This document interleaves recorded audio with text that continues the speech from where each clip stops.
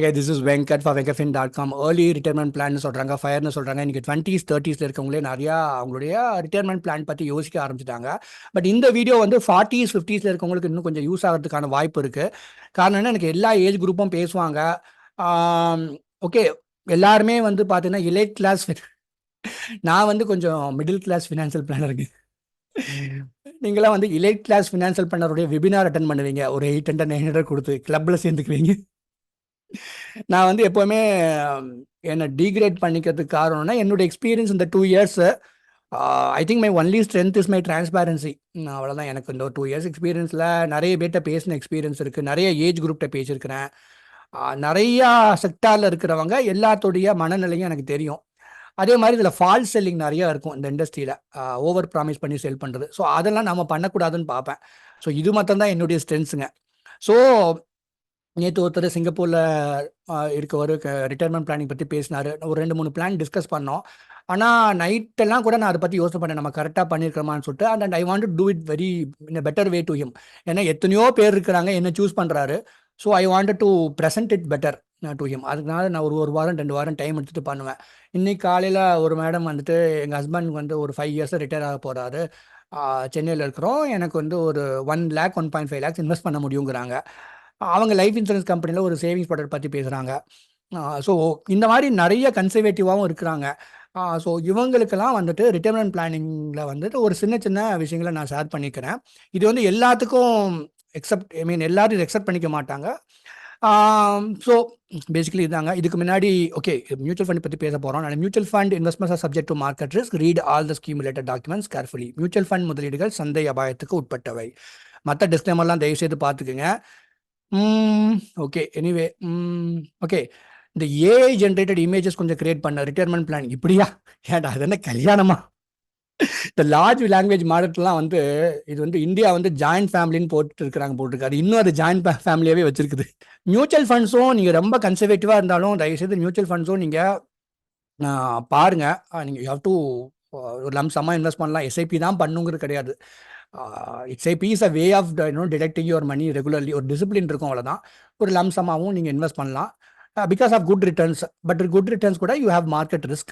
நான் பேசிட்டு இருக்கிறது கன்சர்வேட்டிவாக இருக்கவங்களுக்கு, அதனால மற்றவங்க வந்து கஷ்டப்படாதீங்க, ரொம்ப ஃபீல் பண்ணாதீங்க. வொலட்டாலிட்டி இருக்கும், மார்க்கெட் வொலட்டாலிட்டி. ஒரு 40s லேட் 40s 50sங்கும் போது ரொம்ப கேர்ஃபுல்லாக இருந்துக்கிட்டோன்னு சொல்லுவாங்க. பட் இதுலேயுமே அதுக்கான ஃபண்ட்ஸ் எல்லாம் இருக்குது, ஹைப்ரிட் ஃபண்ட்ஸ் அந்த மாதிரிலாம் இருக்குது. அது வந்து மியூச்சுவல் ஃபண்ட்ஸ்குள்ளேயே நான் வந்து ஒரு அசெட் அலோகேஷன் பண்ணுவேன் என்னோட கிளைண்ட்ஸுக்கு. ஒருவேளை ரொம்ப மார்க்கெட் டவுன் ஆயிடுச்சு, வொலட்டாலிட்டிலாம் இருந்துச்சு அப்படிங்கும் போது தூக்கம் வரலை அப்படின்னா you will be worrying a lot. நாளைக்கு 10-20 இயர்ஸ் டவுன் த லைன் எப்படி இருக்குன்னு சொல்ல முடியாது. பட் இந்தியா பற்றி எல்லாருமே பாஸ்ட் இன்னைக்கு கூட யூஎஸ்லேருந்து ஒருத்தர் பேசிட்டு இருந்தாரு. I told him about this market reason all those. ஒரு ப்ராடக்ட்ல சொல்லும் போது அதெல்லாம் இந்தியாலாம் அப்படி ஆகாதுன்னாரு. ஸோ வெளிநாட்டில் இருக்கவங்களுக்கே இந்தியா வந்து it's going to be in a safer பிளேஸ்னு தோணுது. பட் வி நெவர் நோ இல்லையா? அதனால தான் நம்ம வந்து வொலட்டாலிட்டி பற்றியும் யோசிச்சுக்கணும் மனசில். ஸோ ரிட்டைர்மெண்ட் பிளானிங்கில் mutual fund certainly plays a role. But உங்கள் மைண்ட் செட்டையும் நீங்கள் பார்த்துக்கோங்க. ஓகே, லைஃப் இன்சூரன்ஸ் கம்பெனிக்கு சேவிங்ஸ் ப்ராடக்ட் வந்துடுவோம். அப்போ இதுக்குள்ளேயே நீங்கள் வந்துட்டு ஒரே ப்ராடக்ட்டில் போய் கேஸ் டு கேஸ் ஒரே ப்ராடக்ட்டில் போய் 40 lakh 30 lakh 3 lakh, நான் எல்லா கிளாஸஸ்லையும் நான் பேசியிருக்கேங்க, அதனால தான் இந்த நம்பர்ஸ்லாம் சொல்கிறேன். 1 lakh அந்த மாதிரி வருஷம் வருஷம் இன்வெஸ்ட் பண்ணுறேன். வாங்க, நல்லா புரிஞ்சுக்கோங்க. இதை பொறுமையாக பண்ணணும், ப்ராப்பர் அசெட் அலோகேஷன் பண்ணணும். ஒருத்தர் வந்து ஆந்திராவிலேருந்து பேசினார். ஆந்திராவில் இல்லாதவங்களா ஸ்டேட்டை விட்டு ஸ்டேட்டு தாண்டி பேசுகிறாரு. இன்னொருத்தர் குஜராத்லேருந்து பேசினார். இல்லை, எதுக்கு நீ எங்கிட்ட பேசுகிறீங்கன்னு கேட்டேன். ஹி செட், இல்லை தமிழ் ஆளுங்க எப்படி இதை வந்து அப்ரோச் பண்ணுவீங்கன்னு நான் பார்க்கணும் அப்படின்னு சொல்லிட்டு பண்ணார். அவர்கிட்ட எதுவுமே வாங்க மாட்டாங்க இவங்கெல்லாம். Only Tamils will actually go head and buy stuff from me or invest. But mostly இவங்கெல்லாம் கேட்டுக்குவாங்க, அவ்வளோதான். இது எதுக்குன்னா, I have a habit of first பாலிசியை not selling. I will never try to sell. Discuss பண்ணணும், தென் அவங்களுக்கு டைம் கொடுக்கணும், அதுக்கப்புறம் தான் டிசைட் பண்ணணும். ஏன்னா என்னுடைய எக்ஸ்பீரியன்ஸில் யூடியூபையும் இன்சூரன்ஸையும் நம்ம மிக்ஸ் பண்ணிட்டதுனால எது யார் ஒன்று இன்வெஸ்ட் பண்ணிவிட்டு எனக்கு இது பிடிக்கலன்னு வர கால் தான் நிறையா வருது. அதனால தான் நம்ம ஒரு அசெட் அலோகேஷன் பண்ணும் போது ரொம்ப கேர்ஃபுல்லாக பண்ணணும்னு நான் சொல்லுவேன். லைஃப் இன்சூரன்ஸ் சேவிங்ஸ் ப்ராடக்ட் பொறுத்த வரைக்கும் கேரண்டி ரிட்டர்ன் ப்ராடக்ட் இருக்குது, மார்க்கெட் லிங்க் ப்ராடக்ட் இருக்குது, பென்ஷன் பிளான் இருக்குது. இந்த ரிட்டைர்மெண்ட்டுக்காக இது மூணையும் இதுக்குள்ளே கொஞ்சம் ஸ்ட்ரக்சர் பண்ணலாங்க.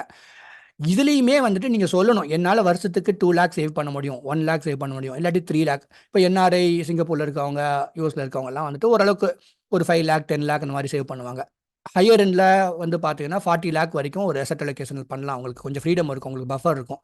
பட் எல்லா கிளைண்ட்ஸும் ஒன்று தான், எல்லாத்தையுமே ஒரு நிறையா போய் நம்ம ஒரே டைமில் பேச முடியாது. ஃபஸ்ட்டு ஒரு செஷன் வச்சு பேசிட்டு அவங்க மைண்ட் செட் என்னென்னு பார்த்துட்டு, அவங்க ப்ரீவியஸாகவே இன்வெஸ்ட் பண்ணியிருப்பாங்க, வேறு என்ன கமிட்மெண்ட்ஸ் இருக்குது, அவங்களுடைய ஃபினான்ஷியல் கோல் என்னென்ன எல்லாம் பேசிட்டு தான் அதுக்குள்ளே இந்த ப்ராடக்ட்டில் ஏதாவது நம்ம ஸ்ட்ரக்சர் பண்ணி கொடுக்க முடியும். இதில் நான் வந்துட்டு 2ஆக பிரிச்சுக்குவேன். ஒன்று guaranteed return because of the peace of mind it offers. அதுக்கப்புறம் அதில் வந்து நமக்கு ஒரு லாஸ் வருது, ஏன்னா அதில் வெஞ்சி போனால் ஒரு 7 to 8%. ஸோ ஓவராக பண்ண போனால் ஒரு 10% ரிட்டர்ன் கொடுப்பாங்க இந்த கேரண்டி ரிட்டர்ன் ப்ராடக்ட்டில். அதனால அதை பிரித்து மார்க்கெட் லிங்க் ப்ராடக்ட்டில் ஒரு ஒரு ஒரு சின்ன அசெட் அலோகேஷன் பண்ணுவோம். லைஃப் இன்சூரன்ஸ் கம்பெனிக்குள்ளேயே இப்படி இந்த மாதிரி அசெட் அலோகேஷன் பண்ணுறதுக்கு காரணம்னு கேட்டிங்கன்னா, ஒரே ப்ராடக்ட்டில் போய் 5 லேக், ஒரே ப்ராடக்ட்டில் போய் 3 லேக் இன்வெஸ்ட் பண்ணுறாங்க. ஸோ அதை பிரேக் பண்ண ட்ரை பண்ணுவேன் நான், வேற ஒன்றும் கிடையாது. ரெண்டாவது, இதை உடனே நான் வந்து இப்போ 2-3 கிளைண்ட்ஸ் வந்து என்கிட்ட வந்துட்டு இந்த மாதிரி ரெடியாக இருக்காங்க, they want to invest something. அவங்க நம்பர் கூட நான் மறந்துடுவேன், அந்த அளவுக்கு நான் ஃபாலோ பண்ண மாட்டேன். ரொம்ப அந்த கிளைண்ட் எனக்கு ரொம்ப பிடிக்கும், அவங்கள தான் நான் ஃபாலோ பண்ணுவேன். எதுக்குன்னா நோ ஸ்பேம்னா நோ ஸ்பேம், அது வந்து டிஸ்டர்ப் பண்ணக்கூடாதுன்னு நினைப்பேன். பட் ஒரு சில கிளைண்ட் வந்து எதாவது ஃபாலோ பண்ணி நச்சுவேன் நான், ஏன்னா அவங்க ஏதாவது கேட்டிருப்பாங்க, அதுக்காக சொல்லுவேன். பட் ஏன் அப்படின்னு கேட்டிங்கன்னா, டைம் எடுத்துக்கிறது நல்லதுன்ட்டு. நம்ம வந்து நமக்கே இந்த ஆப்பில் கோட் பார்க்கும்போது தெரியாது, அந்த ஆக்சுவல் கோட் நம்ம இல்லுஸ்ட்ரேஷன் ரைஸ் பண்ணும்போது தான் தெரியும் இதில் எவ்வளோ லாக்இன் இருக்குன்னு நம்ம கரெக்டாக சொல்லணும். மோஸ்ட்லி மார்க்கெட் லிங்க்னா வந்துட்டு 3-5 இயர் லாக்இன் இருக்கும். நிறைய பேர் வந்து இந்த லிக்விடாக அது மறுபடியும் சரண்டர் பண்ணிக்கலாம்னு நினைப்பாங்க. ஸோ அந்த சரண்டர் வேல்யூ எவ்வளோ கிடைக்கும், சரண்டர் பண்ணுறதுக்கான ஆப்ஷன் இருக்கா, இல்லாட்டி பெய்டப்பாக தான் பண்ணிக்கணும்னு சொல்லணும். அப்புறம் இந்த ஆந்திராக்காரர் தான் 5 லேக் போடுறேன்னு ஒரு ப்ராடக்ட்டில், சார் இது வந்து பார்த்துக்கங்க 3 இயர்ஸ் அப்புறம் நீங்கள் சரண்டர் பண்ணிக்கலாம், சரண்டர் பண்ணால் இவ்வளோ தான் கிடைக்கும், அப்புறம் பெய்டப் பண்ணிக்கலாம் இல்லாட்டி அப்படின்னு சொன்னேன். 2-3 மாதம் ஆச்சு, திரும்பியே வரல. But I remember him. C வந்து நமக்கு பிஸ்னஸ் கிடைக்காது, பட் நமக்கு வந்து பீஸ் ஆஃப் மைண்ட், எனக்குமே பீஸ் ஆஃப் மைண்ட். நான் வந்து அவரை யோசிக்க வச்சுட்டேங்கிற திருப்தி இருக்கும் எனக்கு. அப்புறம் ரிட்டர்ன்ஸும் வந்துட்டு ஒரு டீசன்ட் ஓகேவா இருக்குங்க. அதுதான் அப்போ இவ்வளோ நான் சொல்லியுமே ஒரு கிளைண்ட்டு ஏதோ ஒரு ஒரு அவங்க ஒய்ஃப்காக இன்வெஸ்ட் பண்ணியிருந்தாரு, அப்புறம் அவராகவே லேட் ஆச்சு இஷ்யூ ஆகிறதுக்கு, அதுக்கெல்லாம் ஒன்றும் பண்ண முடியாது. சொன்னால் 20 days டைம் வாங்குவேன் இஷ்யூ பண்ணுறதுக்கு, என்ஆர்ஐனா. அதுக்காக கேன்சல் பண்ணிட்டாரு. அது எனக்கு ரொம்ப கஷ்டமாக போச்சு. ஏன்னா நான் சொல்லிடுவேன், பெரிய ஹை ரிட்டர்ன்ஸ்லாம் இருக்காதுங்க லைஃப் இன்சூரன்ஸ் கம்பெனியில். ஒரு 8% இன்டர்னல் ரேட் ஆஃப் ரிட்டர்ன் கிடைக்க வாய்ப்பு இருக்குது. அதுவுமே ஸ்டார்லாம் வச்சு தான் சொல்லணும், அப்படி சொல்ல வேண்டியதாக இருக்குது. இது எதுக்குன்னா, they should have informed decision, they should take inform decision. இப்போ ஒருத்தர், அது வந்து சைனாவும் இல்லை இந்தியாவும் இல்லை, ஃப்ளாக் போஸ்ட்னு சொல்லுவாங்க, ஆர்மியில் இருக்கவங்க கேட்டால் தெரியும். அவர் வந்து யாரோ ஒருத்தர் வந்து ஜெய்ப்பூர் ஏதோ சேட்டு சொன்னாருன்னு சொல்லிட்டு அதை என்கிட்ட இது இவர் சொன்னது கரெக்டானு சொல்லிட்டு என்கிட்ட கன்ஃபார்ம் பண்ணிக்கிட்டாரு. அவரால் ஃபோன் கூட பண்ணி பேச முடியாது, எனக்கு வாட்ஸ்அப் மெசேஜ் தான் அனுப்ப முடியும். I have to keep this confidential. But இருந்தாலும் ஒரு பெருமைக்கு சொல்கிறேன். Anyway anyway I have privacy பாலிசிங்க, கவலைப்படாதீங்க.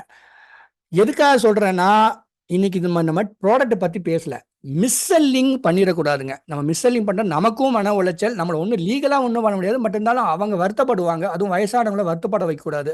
ஒருத்தர் பிஹெச்டி படித்தவர் மாதம் 2 லட்ச ரூபா, அவர் பேரில் 1.5 லட்சம், ஒய்ஃப் பேரில் 1.5 லட்சம் போட்டு முடிச்சுட்டு, நான் 3 வருஷம் கழிச்சுட்டு அதை பெய்டப்பா பண்ணார். 2 வருஷம் கழிச்சுட்டு நான் தான் பெய்டப்பா பண்ணி கொடுத்தேன். இதெல்லாம் எதுக்கு தேவையாது? முன்னாடியே நம்ம ஒரு கிளியராக பண்ணிட்டோம்னா எனக்கும் மன உளைச்சல் இருக்காது. ஸோ நம்ம வந்து என்ன பார்க்கணும்னா, இயர்லி எவ்வளோ சேவ் பண்ணணும், எவ்வளோ வருஷம் உங்களால் சேவ் பண்ண முடியும், இதுக்கு மேலே எப்போ இருந்து ரிட்டர்ன் வர ஆரம்பிக்கணும்னு நீங்கள் நினைக்கிறீங்க, எவ்வளோ கார்பஸ் வேணும். இப்போ அவன் 5 கோடி வேணுங்கிறான், எல்லாருனாலையும் 5 கோடி கார்பஸ் கிரியேட் பண்ண முடியுமா? 55 வயசுலையோ 60 வயசுலையோ? சில பேரால் ஒரு 40 லேக் 20 லேக் கார்பஸ் கிரியேட் பண்ணுறதே பெரிய விஷயமா இருக்கும். ஸோ அதையும் நம்ம பேச வேண்டியது இருக்கும். டைம் கொடுத்துடணுங்க, ஓகேங்களா? டைம் கொடுக்கும்போது என்ன ஆகுதுன்னா, ஒன்று அவங்க இன்வெஸ்ட் பண்ண மாட்டாங்க டிஸ்கஷன் முடிச்சதுக்கப்புறம், இல்லாட்டி வேற யார்ட்டையா வாங்குவாங்க. எனக்கு தெரிஞ்ச 5-6 பேர் பேசினாங்க, என்கிட்ட திரும்பி வரவே இல்லை. நான் நம்பரையும் மறந்து போயிடுவேன். அப்படிதான் இருக்கணும்னு நான் நினைக்கிறேன். ஏன்னா நான் செல்ஃப் ரெஸ்பெக்ட் ரொம்ப பார்ப்பேன். They should trust me, then they have to speak to me and invest through me. சரிங்களா? இந்த திமிரு எனக்கு கொஞ்சம் இருக்கும். பட் இன்வெஸ்ட் த்ரூ அஸ்னா அது, ஏன்னா அது நம்ம ரெஸ்பான்சிபிலிட்டி ஆயிடுது. நாளைக்கு ஏதாவது அந்த ப்ராடக்ட்ல ஏதாவது மியூச்சுவல் ஃபண்டில் இன்வெஸ்ட் பண்ணாலும் சரி, லைஃப் இன்சூரன்ஸ் கம்பெனியில் ஏதாவது வாங்கினாலும் சொல்லி நம்ம அவங்களுக்கு சர்வீஸ் பண்ணணும். சரிங்களா? அதனால நம்ம டைம் கொடுத்து மியூச்சுவல் அக்ரிமெண்ட்டில் தான் இந்த டெசிஷன் எடுக்கணும். சரிங்களா? அது வந்து நான் விரும்பி பண்ணுவேன் நான். These are my other logos. இதெல்லாம் கண்டென்ட் எழுத நேரம் இல்லை, but anyway I am doing it. Venkat wealth போய் பாருங்க. டேர்ம் இன்சூரன்ஸுக்கு ஒரு நீங்கள் கன்சல்டிங் பண்ணாட்டியும் பரவாயில்ல, அதை பார்த்தீங்கன்னா அழகாக அதில் வந்து சாப்டர் வைஸாக என்னென்ன ஞாபகம் வச்சுக்கணும் க்ளீனாக நான் போட்டுட்ருக்கிறேன். பாடுங்க, பிளான் பண்ணுங்க, கிளியர் டெசிஷன் எடுங்க, டைம் எடுத்துக்கோங்க, அப்புறம் இன்வெஸ்ட் பண்ணுங்க.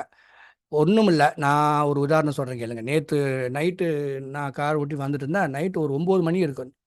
ஒரு கால் பண்றாரு மதுரையில இருந்துன்ட்டு. சார் நான் பேங்க் போயிருந்தேன். அந்த ப்ராடக்ட்ல வந்து 1 லேக் இன்வெஸ்ட் பண்றேன் சார். இன்வெஸ்ட் பண்ணிட்டீங்களா? போட்டாச்சா? போட்டாச்சு, போட்டாச்சு. மதுரைனாலே போட்டாச்சு தான். இன்வெஸ்ட் பண்றதுக்கு முன்னாடிலாம் கால் கிடையாது. இன்வெஸ்ட் பண்ணிட்டு தான் காலு.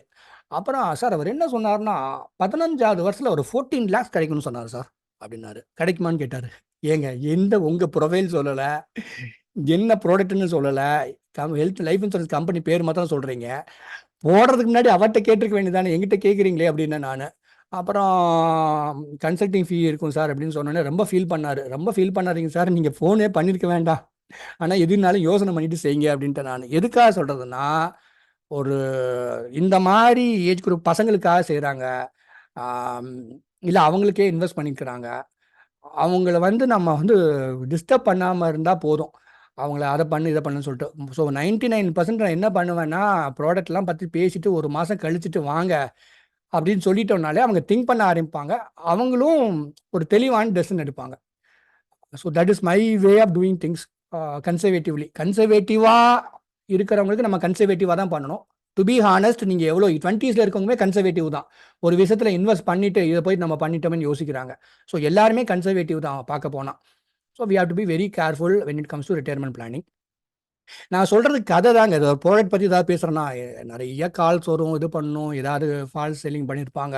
ஸோ அதனால நம்ம எந்த அளவுக்கு அத பண்ணாம இருக்கிறோம்னு நம்ம பார்த்துக்குவோம். நம்ம இது இந்த மிட்டாயே விக்கணும் நம்மளும். ஆனா நம்ம வந்து கரெக்ட்டா விக்கணும். அதுக்கு முக்கியமானது என்னன்னா, டிரான்ஸ்பரன்ட்டா பெனிஃபிட்ஸ சொல்லணும். நமக்கு தெரிஞ்ச அளவுக்கு. தெரியாத நம்ம கூட சொல்லாம இருந்திருக்கலாம். அத நம்ம ஒண்ணும் மன்னிச்சுக்கங்கன்னு சொல்லிற வேண்டியது தான். பட் தெரிஞ்ச அளவுக்கு சொல்லணும். அப்புறம் அவங்களுக்கு டைம் குடுத்துட்டாங்கனாலே போதுங்க. Time is the most important factor. நம்ம டைம் குடுத்து இது கரெக்ட்டான்னு பார்த்துட்டு, அப்புறம் நீங்க லாகின் பண்ணுங்க அப்படின்னு சொல்லணும். So that is what I good think about speaking as of now. Thank you so much. நல்லா இருங்க. Good luck to you.